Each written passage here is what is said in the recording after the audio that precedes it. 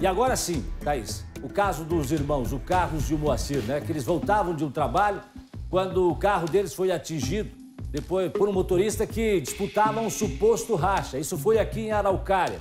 Ontem teve, portanto, essa audiência e eu quero saber se o motorista vai continuar preso ou não. O que a justiça decidiu em relação ao motorista do carro que atingiu o veículo dos dois irmãos que acabaram mortos naquele dia no acidente, Thaís Travessoli. Jason, o motorista Lucas permanece preso, ele que estava conduzindo esse veículo Palio amarelo. As imagens de câmeras de segurança mostram a gravidade desse acidente quando o veículo em que estavam os irmãos, o Carlos e o Moacir, de 40 e 45 anos, esse veículo é atingido. Os dois estavam voltando do trabalho. Esse motorista, então, permanece preso. Já o outro motorista do veículo Cruze está respondendo em liberdade. Ontem aconteceu, então, a primeira audiência de instrução e julgamento deste caso. Foram ouvidas as testemunhas de defesa e acusação. Os réus também foram ouvidos, Jason, e temos a informação de que testemunhas de defesa deram falso testemunho. Inclusive, a advogada da família dos irmãos nos informou que uma das testemunhas nessa audiência se retratou e informou que mentiu durante o depoimento porque foi orientada, foi um pedido do pai de um dos rapazes presos.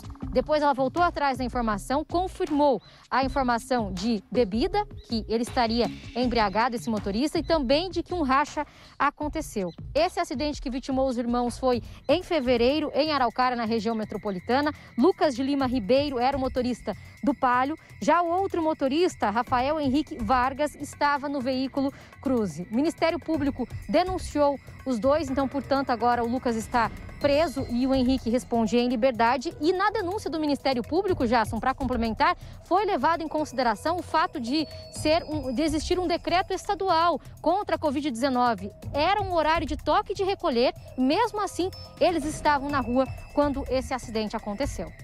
Os irmãos tinham justificativo, porque estavam voltando do trabalho, estavam trabalhando em Santa Catarina.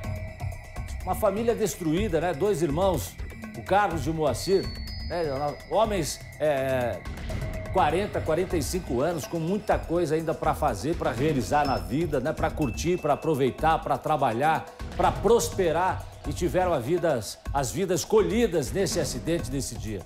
E aí aquela situação, doutora Márcia, que a gente volta a falar, que é do comportamento do motorista. De repente, um encosta do lado do outro, aí vai...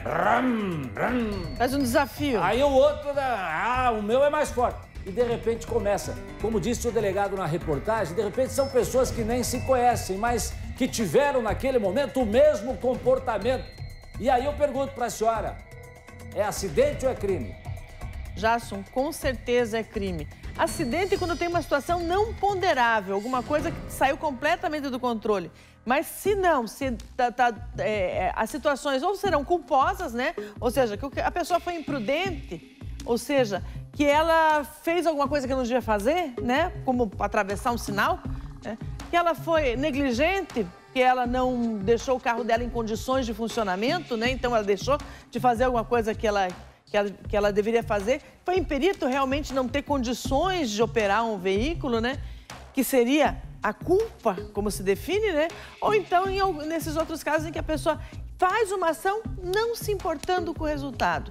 E quando ela faz isso, nessas situações de racha, é muito tranquilo você dizer isso, porque quisesse só fazer uma corridinha entre os dois, fossem para onde? Para um autódromo. Aluga o autódromo, gosta de autódromo, fica ali brincando de correr, lugar seguro, principalmente para os outros, né?